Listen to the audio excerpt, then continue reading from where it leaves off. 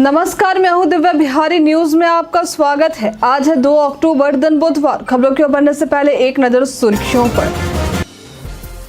आज है महात्मा गांधी और लाल बहादुर शास्त्री की जयंती। राष्ट्रपिता से महात्मा गांधी को पुकारते हैं लोग। स्वतंत्रता संग्राम में लाल बहादुर शास्त्री ने दिया था अहम योगदान। मेरा प्रखंड मेरा गौरव प्रतियोगिता हुई शुरू। प्रथम आने वाले को मिलेंगे 50,000 रुपए के इनाम। 2 अक्टूबर से 11 नवंबर तक है प्रतियोगिता की अवधि। मुर्गी पालन योजना का उठाए लाभ। सरकार दे रही 3 से 40 लाख रुपए। जानिए क्या है पात्रता। प्लॉट पर दाखिल खारिज आवेदन की प्राप्त कर सकते हैं जानकारी। जाने क्या है प्रक्रिया। स्टेप बाय स्टेप देंगे आवेदन की जानकारी। पर्व त्योहार में सुरक्षा की चाक चौबंद होगी व्यवस्था। सादी वर्दी में तैनात रहेंगे पुलिस के जवान। डीएम करेंगे पूजा पंडालों का निरीक्षण। खरीफ फसल के डिजिटल डेटा के लिए हो रहा सर्वेक्षण। बिहार के 20 जिलों में हो रहा सर्वे। 15 नवंबर तक पूरा होगा सर्वे का काम। ऑस्ट्रेलिया के खिलाफ बिहार के वैभव ने जड़ा शतक। सबसे कम उम्र में शतक लगाने वाले बल्लेबाज बने वैभव। 12 साल में रणजी में किया था डेब्यू। अब चले बढ़ते हैं अब तक के 25 बड़ी खबरों की ओर विस्तार से। हिंदुस्तान एरोनॉटिक्स लिमिटेड यानी HAL ने ऑपरेटरों के पदों पर भर्ती निकाली है। ये भर्ती कुल 81 पदों के लिए है। इच्छुक उम्मीदवार इसकी आधिकारिक वेबसाइट HAL-india.co.in पर जाकर आवेदन कर सकते हैं। आवेदन प्रक्रिया शुरू है और आवेदन करने की अंतिम तारीख 5 अक्टूबर है। इस भर्ती के लिए जरूरी है कि आपके पास ग्रेजुएशन की डिग्री इलेक्ट्रिकल इंजीनियरिंग में फुल टाइम डिप्लोमा हो। उम्मीदवारों की आयु सीमा अधिकतम 28 वर्ष होनी चाहिए। भर्ती से संबंधित सटीक और अधिक जानकारी के लिए आप इसके आधिकारिक वेबसाइट और अधिसूचना को देख सकते हैं। आज यानी कि 2 अक्टूबर को सत्य अहिंसा का पाठ पढ़कर अंग्रेजों की नाक में दम करने वाले हमारे राष्ट्रपिता महात्मा गांधी और देश के पूर्व प्रधानमंत्री लाल बहादुर शास्त्री का जन्मदिन है। मालूम हो कि एक ओर जहां अंग्रेजों को भारत से खदेड़ने वाले महात्मा गांधी की तरफ से चलाए गए सत्याग्रह जन आंदोलन की बड़ी भूमिका बताई जाती है, तो वहीं दूसरी तरफ भारत के स्वतंत्रता संग्राम में लाल बहादुर शास्त्री का भी महत्वपूर्ण योगदान रहा है। आपकी जानकारी के लिए बता दें कि 15 जून 2007 को संयुक्त राष्ट्र महासभा के द्वारा 2 अक्टूबर को अंतर्राष्ट्रीय अहिंसा दिवस के रूप में मनाने का प्रस्ताव पारित किया गया था। राष्ट्रपिता महात्मा गांधी के कार्यों और विचारों ने देश को स्वतंत्रता और इसके बाद आजाद भारत को आकार देने में बड़ी भूमिका निभाई थी। वहीं पूर्व प्रधानमंत्री लाल बहादुर शास्त्री जी के द्वारा वर्ष 1965 के भारत पाकिस्तान युद्ध के दौरान जय जवान जय किसान का नारा देकर भारतीय स्वाभिमान और प्रभुता की रक्षा करने में अहम योगदान दिया गया था। बिहार सरकार ने मेरा प्रखंड मेरा गौरव प्रतियोगिता शुरू किया है। इस प्रतियोगिता के तहत अपने प्रखंड के अनदेखे पर्यटन स्थल के बारे में बताना होगा। इसमें प्रथम आने वाले को 50,000 की राशि का इनाम, द्वितीय को 45,000 रुपए, तृतीय को 35,000 के इनाम और प्रशस्ति पत्र दिए जाएंगे। इसके अलावा अन्य 10 बेहतरीन प्रदर्शन करने वाले को 20,000 रुपए, वहीं अन्य 16 को 10,000 रुपए के इनाम राशि दिए जाएंगे। प्रतियोगिता अवधि 2 अक्टूबर से 11 नवंबर तक रहेगी। अधिक जानकारी के लिए आप tourism.bihar.gov.in पर जा सकते हैं। बिहार के मुख्यमंत्री नीतीश कुमार की अध्यक्षता में हुई कैबिनेट की बैठक में 45 एजेंडों पर निर्णय लिया गया है। कैबिनेट ने 2025 के कैलेंडर अवकाश को मंजूरी दी और CNG पर 8% और PNG पर 7% वैट घटाने का निर्णय लिया। बिहट्टा में 300 बेड का नया अस्पताल और एलिवेटेड रोड के लिए 3.1 एकड़ भूमि देने का निर्णय भी लिया गया। राजगीर में एशियन महिला हॉकी चैंपियनशिप 2024 का आयोजन होगा, जिसके लिए 10 करोड़ रुपए की मंजूरी दी गई है। इसके अलावा खगड़िया कोर्ट परिसर में 32 करोड़ की लागत से नया भवन बनाया जाएगा। इसके अलावा CM वाहन चालक कल्याण योजना को भी मंजूरी मिली है, जिसमें ड्राइवरों को मेडिकल सेवा और जीवन बीमा जैसी सुविधाएं मिलेंगी। साथ ही 2025 में सरकारी कर्मचारियों को कुल 41 छुट्टियां मिलेंगी। पर्व त्योहार का महीना शुरू हो चुका है। 3 अक्टूबर को दुर्गा पूजा, फिर दिवाली और छठ का त्योहार बड़ी ही धूमधाम से मनाया जाएगा। इस दौरान प्रदेश में सुरक्षा की व्यवस्था सख्त रहेगी। पूजा पंडाल और शहर के कई इलाकों में पुलिस सादी वर्दी में तैनात रहेंगे। साथ ही पूजा वाले स्थलों पर ड्रोन से नजर रखी जाएगी। पूजा पंडालों के निरीक्षण की जिम्मेवारी जिलाधिकारी संभालेंगे। इस दौरान नियम के मुताबिक पाई जाने वाली कमियों को दूर किया जाएगा। पूजा के दौरान सुरक्षा तैयारियों को लेकर राज्य के मुख्य सचिव अमृत लाल मीणा और पुलिस महानिदेशक आलोक राज व गृह विभाग के अपर मुख्य सचिव ने सभी जिले के डीएम और एसपी के साथ बातचीत की है।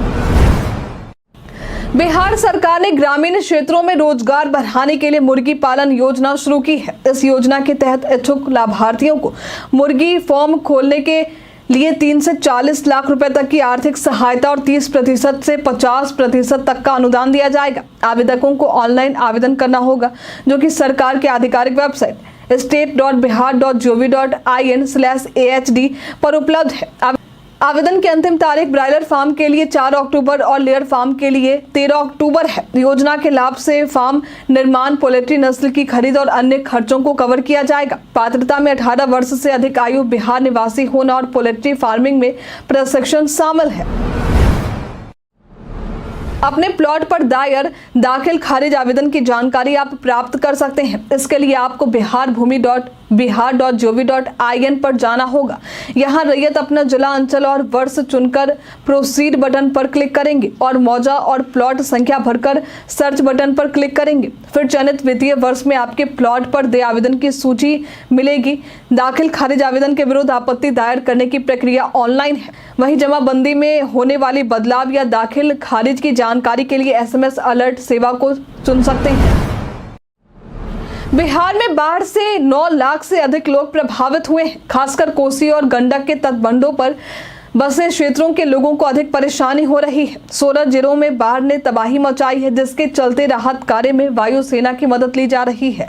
हेलीकॉप्टर से खाद्य सामग्री की एयर ड्रॉपिंग की जा रही है। मुख्यमंत्री नीतीश कुमार ने बाढ़ प्रभावित क्षेत्रों का हवाई सर्वे करने के बाद राहत कार्यों को तेज करने का निर्देश दिया है। सीतामढ़ी, शिवहर और दरभंगा में सबसे अधिक नुकसान हुआ है, जहां हजारों लोग तटबंधों या ऊंचे स्थानों पर शरण ले रहे हैं। प्रारंभिक आकलन के अनुसार बाढ़ ने 1.5 लाख हेक्टेयर फसलों को नुकसान पहुंचाया है। सरकार किसानों को सहायता देने की तैयारी कर रही है। 20 जिलों के 1385 गांवों में किसानों की भूमि और फसलों का सर्वेक्षण बिहार सरकार द्वारा किया जा रहा है, जिसका लक्ष्य खरीफ 2024 के लिए डिजिटल डेटा तैयार करना है। अब तक 212 गांवों में 4,11,768 भूखंडों का सर्वेक्षण हो चुका है। सर्वे का कार्य अरवल, शेखपुरा, कटिहार, बांका, सुपौल, जहानाबाद, अररिया, मधेपुरा, सीतामढ़ी, बेगूसराय, किशनगंज, जमुई, खगड़िया, मुंगेर, नालंदा, लखीसराय, सहरसा, शिवहर, पश्चिमी चंपारण और पूर्णिया जिले में तेजी से चल रहा है। डिजिटल क्रॉप सर्वे में खेतों का डिजिटल नक्शा तैयार किया जाता है, जिसमें फसल का वितरण शामिल होता है। इसमें सरकार को सटीक जानकारी प्राप्त होगी, जिससे किसानों को आपदा में मुआवजा और अन्य सरकारी योजनाओं का लाभ मिल सकेगा। अधिकारियों का कहना है कि सर्वे का कार्य 15 नवंबर तक पूरा हो जाएगा। बिहार लोक सेवा आयोग यानी बीपीएससी ने 17वीं संयुक्त सिविल सेवा परीक्षा के लिए आवेदन प्रक्रिया में सख्ती बढ़ा दी है। आयोग ने सख्त निर्देश दिए हैं कि ऑनलाइन आवेदन करते समय वेब कैम से खींचे गए फोटो में किसी भी प्रकार की गड़बड़ी या मिक्सिंग नहीं होनी चाहिए। यदि कोई ऐसा करता पाया गया तो उसका आवेदन रद्द कर दिया जाएगा। बीपीएससी ने स्पष्ट निर्देश दिए हैं कि फोटो में स्पष्टता होनी चाहिए, अन्यथा अभ्यर्थी खुद जिम्मेदार होंगे। अभ्यर्थियों को सलाह दी गई है कि वे फोटो लेते समय अपने चेहरे को वेब कैम के सामने रखें और उचित प्रकाश का ध्यान रखें। चश्मा, मास्क या मफलर पहने हुए फोटो अपलोड करने पर एडमिट कार्ड जारी नहीं किए जाएंगे। आपको बता दें कि आयोग ने ये सख्ती अभ्यर्थी के फोटो मिक्सिंग कराकर परीक्षा में स्कॉलर को बैठाने के मामले को देखते हुए की है। बिहार के 13 वर्षीय अंडर 19 बल्लेबाज वैभव सूर्यवंशी ने इतिहास रचते हुए अंडर 19 यूथ टेस्ट मैच में ऑस्ट्रेलिया के खिलाफ भारतीय टीम की तरफ से 58 गेंदों पर शतक जड़ा है। वो पेशेवर क्रिकेट में सबसे कम उम्र के शतक बनाने वाले बल्लेबाज बन गए हैं। इससे पहले उन्होंने अर्धशतक बनाकर भी रिकॉर्ड स्थापित किया था। वैभव ने अपनी पारी में 14 चौकों और 4 छक्के लगाए हैं। वैभव ने रणजी ट्रॉफी 2023-24 में बिहार के लिए डेब्यू किया था और उस समय भी उन्हें खूब सराहा गया था। वो केवल 12 साल की उम्र में रणजी ट्रॉफी में डेब्यू करने वाले सबसे युवा खिलाड़ी बने, जिससे उन्होंने सचिन तेंदुलकर और युवराज सिंह का रिकॉर्ड तोड़ा। बिहार में बाढ़ के कारण बड़ी तबाही देखने को मिल रही है। बाढ़ के कारण 19 जिलों में किसान को नुकसान उठाना पड़ा है। अब इसी आपदा के बीच केंद्र सरकार ने बाढ़ प्रभावित इलाकों के किसानों की मदद करने का आह्वान किया। इसकी जानकारी कृषि मंत्री मंगल पांडे ने दी। उन्होंने पदाधिकारियों के साथ समीक्षा बैठक में कहा कि वे 1 सप्ताह के अंदर बाढ़ से फसल के नुकसान का आकलन कर लें। बिहार सरकार आपदा की इस घड़ी में किसानों के साथ पूरी दृढ़ता के साथ खड़ी है। किसानों को हर संभव सहायता उपलब्ध करवाई जाए। बिहार पर्यटन में आज हम बात करेंगे जमुई की। ये बिहार का एक जिला है जिसके अधिकांश हिस्से पहाड़ी स्थलाकृति हैं। इस जिले में कई ऐतिहासिक और धार्मिक स्थल हैं जहां आप घूमने जा सकते हैं। यहाँ की प्राकृतिक खूबसूरती देखते बनती है। जिले के पर्यटन स्थलों में जैन मंदिर, लछुआर गिद्धेश्वर मंदिर, सिमुलतला हिल स्टेशन, काली मंदिर, मलयपुर, मिंटो टावर, गिद्धौर, भीम बांध आदि शामिल है। यदि आप कभी इस जिले में जाते हैं तो इन जगहों पर भ्रमण के लिए जा सकते हैं। राज्य सरकार ने जीविका दीदियों को बड़ी खुशखबरी दी है। दरअसल राष्ट्रीय ग्रामीण आजीविका मिशन के तहत 500 करोड़ रुपए से अधिक राशि आवंटित किए गए हैं। 522 करोड़ रुपए का आवंटन प्रथम किस्त के रूप में हुआ है। आवंटित हुई राशि को लेकर बिहार ग्रामीण विकास मंत्री श्रवण कुमार ने कहा है कि हम राशि से ग्रामीण इलाकों में संचालित जीविका के हजारों स्वयं सहायता समूहों को लाभ मिलेगा। इस राशि में 60:40 के तहत केंद्रांश और राज्यांश द्वारा आवंटित रुपए हैं। आवंटित हुए पैसों का इस्तेमाल समूह द्वारा कृषि, पशुपालन, हस्तशिल्प, लघु उद्योग और अन्य जीविकोपार्जन गतिविधियों को बढ़ावा देने के लिए किया जाएगा। इससे ग्रामीण महिलाएं आत्मनिर्भर बनेंगी और आर्थिक रूप से इन्हें सहयोग मिलेगा। आजकल लगभग हर स्मार्टफोन यूजर के पास जीमेल आईडी होती है, जिसका इस्तेमाल बैंक अकाउंट, पैन कार्ड, आधार कार्ड, कॉलेज और स्कूल में किया जाता है। अगर आप चाहते हैं कि जीमेल पर आने वाले सभी ईमेल किसी दूसरे आईडी पर ऑटोमेटिक फॉरवर्ड हो तो ये संभव है। इसके लिए आपको अपने डेस्कटॉप या लैपटॉप पर गूगल क्रोम ब्राउजर का इस्तेमाल करना होगा। जीमेल खोलकर अपने अकाउंट में लॉगिन करें, दाहिनी ओर सेटिंग आइकन पर क्लिक करें और फॉरवर्डिंग या POP या IMAP टैब पर जाएं। यहाँ फॉरवर्डिंग एड्रेस में नई ईमेल आईडी डालें और नेक्स्ट पर क्लिक करें। एक कंफर्मेशन मेल आएगा, उस पर क्लिक करें और निर्देशों का पालन करें। फिर अपने पुराने जीमेल पर वापस जाकर पेज को रिफ्रेश करें और keep Gmails copy in the inbox विकल्प चुनकर सेव करें। आप इसे कभी भी बदल सकते हैं। सरकार ने मंगलवार को 10,900 करोड़ रुपए के बजट के साथ PM-E ड्राइव योजना की शुरुआत की है, जिसका उद्देश्य भारत में इलेक्ट्रिक वाहनों यानी EV को तेजी से अपनाना, चार्जिंग इंफ्रास्ट्रक्चर का विकास और EV मैन्युफैक्चरिंग इकोसिस्टम को प्रोत्साहित करना है। ये योजना 1 अक्टूबर 2024 से 31 मार्च 2026 तक लागू होगी। योजना के तहत इलेक्ट्रिक दोपहिया वाहनों के लिए सब्सिडी 5,000 रुपए प्रति किलोवाट घंटा होगी, जो दूसरे वर्ष में 2,500 रुपए पर आएगी। उद्योग मंत्रालय ने कहा है कि एक मोबाइल ऐप के जरिए ई-वाउचर तैयार किया जाएगा, जिससे सब्सिडी प्राप्त की जा सकेगी। योजना में 3,679 करोड़ रुपए की सब्सिडी के साथ 24.79 लाख इलेक्ट्रिक दोपहिया और 3.16 लाख 3 पहिया वाहनों के लिए सब्सिडी मिलेगी। बिहार के कई जिले बाढ़ के कहर से त्रस्त हैं। कई जगह से तटबंध टूटने की खबर सामने आई है। आज पश्चिमी और पूर्वी चंपारण, सीतामढ़ी, मधुबनी, सुपौल, अररिया और किशनगंज में 1 या 2 स्थानों पर बारिश हो सकती है। हालांकि मौसम को लेकर विभाग ने कोई चेतावनी जारी नहीं की है। आज प्रदेश में अधिकतम तापमान 34 से 36 डिग्री, कुछ जगहों पर 32 से 34 डिग्री रहने की संभावना है। वहीं न्यूनतम तापमान 26 से 28 डिग्री रहने की बात कही गई है। भोजपुर जिले की कोइलवर थाना पुलिस ने अवैध शराब की तस्करी के मामले में कमलेश कुमार नामक तस्कर को गिरफ्तार किया है, जिसने पिकअप वैन पर फर्जी रजिस्ट्रेशन नंबर अंकित किए थे। तलाशी के दौरान पुलिस ने करीब 4,472 बोतल अंग्रेजी शराब बरामद की। गिरफ्तार आरोपी नवादा जिले के ओरो गांव का निवासी है और उसके खिलाफ उत्पाद अधिनियम एवं जालसाजी अधिनियम के तहत मामला दर्ज किया गया है। पुलिस अधीक्षक राज ने बताया कि आरोपी से पूछताछ के दौरान अवैध शराब के अंतर्राज्यीय नेटवर्क का खुलासा हुआ। गुप्त सूचना के आधार पर सदर एसडीपीओ की अगुवाई में टीम ने आरा पटना हाईवे पर घेराबंदी की थी। पिकअप पर 2 अलग-अलग नंबर प्लेट बरामद हुए, जिससे पता चला कि तस्कर यूपी से शराब लाकर नवादा भेजा जा रहा था।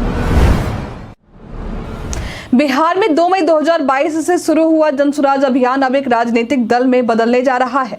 प्रशांत किशोर की अगुवाई में बिहार के सभी पंचायतों, प्रखंडों और जिलों से लोग पटना आ रहे हैं। किशोर ने 2 अक्टूबर 2022 से पदयात्रा शुरू की थी, जिसमें से अब तक 17 जिलों में 5000 किलोमीटर चल चुके हैं और 5500 से अधिक गांवों का दौरा कर चुके हैं। 2 अक्टूबर 2024 को नए दल का नेतृत्व परिषद और संविधान की घोषणा की जाएगी।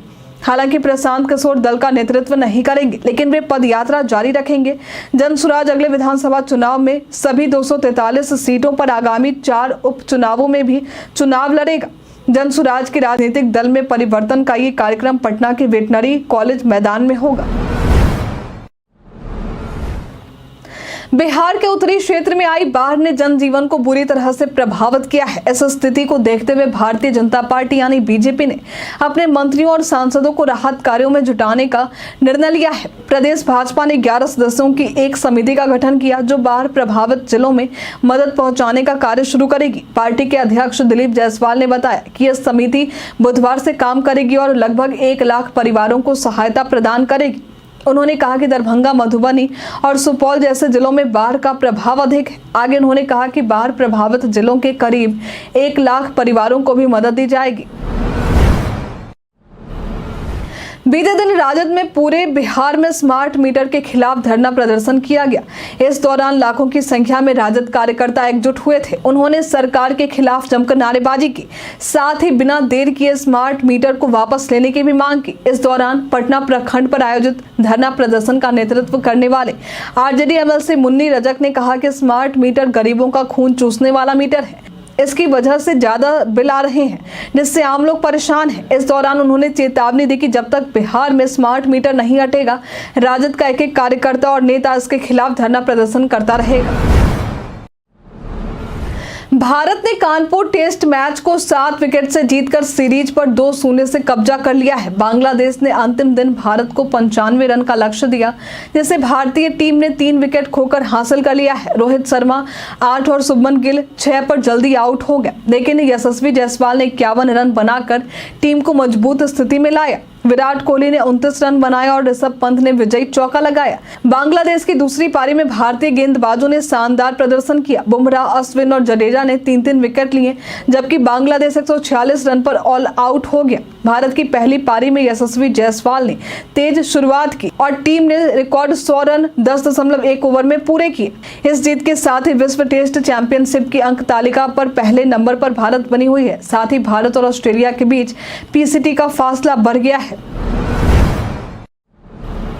कई कारणों से दर्ज है भारत के इतिहास में आज की तारीख। आज के दिन वर्ष 1869 में भारत के राष्ट्रपिता महात्मा गांधी और वर्ष 1904 में लाल बहादुर शास्त्री का जन्म हुआ था। आज के दिन वर्ष 1951 में श्यामा प्रसाद मुखर्जी ने भारतीय जनसंघ की स्थापना की थी। आज के दिन वर्ष 1952 में सामुदायिक विकास कार्यक्रम की शुरुआत हुई थी। आज के दिन वर्ष 1961 में मुंबई में शिपिंग कॉरपोरेशन और इंडिया का गठन हुआ था। आज के दिन वर्ष 1971 में तत्कालीन राष्ट्रपति वीवी गिरी ने गांधी सदन के नाम से प्रसिद्ध बिरला हाउस देश को समर्पित किया था। आज के दिन वर्ष 1985 में दहेज निषेधाज्ञा संशोधन अधिनियम अस्तित्व में आए थे। आज के दिन वर्ष 1988 में तमिलनाडु में मंडपम और पंबन के बीच समुद्र के ऊपर सबसे लंबा पुल खुला था। आज के दिन वर्ष 2006 में दक्षिण अफ्रीका ने परमाणु ईंधन आपूर्ति मामले पर भारत को समर्थन देने का फैसला किया था। सोशल मीडिया पर वायरल हो रहे एक मैसेज और उसके साथ एक लिंक वायरल हो रहे हैं। मैसेज में दावा किया जा रहा है कि गरीब वर्ग को सहायता के रूप में वित्त मंत्रालय द्वारा 32,849 रुपए दिए जाएंगे। साथ ही लिंक के जरिए लोगों को उनकी व्यक्तिगत जानकारी मांगी जा रही है, लेकिन आपको बता दें कि वित्त मंत्रालय की तरफ से ऐसी कोई घोषणा नहीं की गई है। ये दावा पूरी तरह से फर्जी है। इस तरह की खबरों पर विश्वास करने से बचें। साथ ही ऐसे लिंक पर क्लिक करने या निजी जानकारी साझा करने से आपको वित्तीय नुकसान हो सकता है। भारतीय इक्विटी सूचकांक सपाट के साथ 1 अक्टूबर के वैलेटाइल कारोबारी सत्र में बंद हुई है। कारोबारी सत्र के अंत में सेंसेक्स 33.49 अंक या 0.04% की गिरावट के साथ 84,266.29 पर और निफ्टी 13.90 अंक या 0.05% की गिरावट के साथ 25,796.90 पर बंद हुआ। Tech Mahindra, M&M, Britannia Industries, Adani Enterprises और इन्फोसिस निफ्टी पर सबसे ज्यादा फायदे में रहने वाले शेयर रहे। वहीं टॉप लूजर की लिस्ट में IndusInd bank, Asian paints, Bajaj auto और टाइटन शामिल रहे। आपको बता दें कि आज शेयर बाजार बंद रहने वाला है। पूरे भारत में गांधी जयंती मनाई जाएगी। हम प्रतिदिन आपसे 5 ऐसे जरूरी सवाल पूछेंगे और उसका जवाब बताएंगे जो कि बीपीएससी, बिहार पुलिस दरोगा समेत एसएससी जैसे अन्य प्रतियोगी परीक्षाओं में काम आएंगे। सवाल इतिहास, बिहार स्पेशल, विज्ञान, करंट अफेयर्स और भूगोल से रहेंगे। पूछे गए 5 सवालों में आपने कितना सही उत्तर दिया है यह हमें कॉमेंट में लिखकर जरूर बताएं। तो हमारा पहला सवाल है, हाल ही में कहाँ 20वें दिव्य कला मेले का उद्घाटन हुआ है? ऑप्शन ए है पुरी, ऑप्शन बी है पुणे, ऑप्शन सी है चेन्नई, ऑप्शन डी है दिल्ली। इसका सही उत्तर है पुणे। हाल ही में दूसरे भारत चीनी और जैव ऊर्जा सम्मेलन का उद्घाटन कहाँ किया गया है? ऑप्शन ए है नई दिल्ली, ऑप्शन बी है हैदराबाद, ऑप्शन सी है पुणे, ऑप्शन डी है मुंबई। इसका सही उत्तर है नई दिल्ली। हाल ही में कौन सा देश भ्रष्टाचार विरोधी गठबंधन के नेतृत्व में शामिल हुआ है? ऑप्शन ए है चीन, ऑप्शन बी है भारत, ऑप्शन सी है ब्राजील, ऑप्शन डी है जापान। इसका सही उत्तर है भारत। पटना में बिहार हिंदी साहित्य सम्मेलन कब हुआ था? Option A 1907, option B 1915, option C 1919, option D 1922। इसका सही उत्तर है 1919। बिहार में कौन सी ट्रेन नहीं चलती है? ऑप्शन ए है विक्रमशिला एक्सप्रेस, ऑप्शन बी है राजधानी एक्सप्रेस, ऑप्शन सी है कलिंग एक्सप्रेस, ऑप्शन डी है उत्तरी बिहार एक्सप्रेस। इसका सही उत्तर है कलिंग एक्सप्रेस।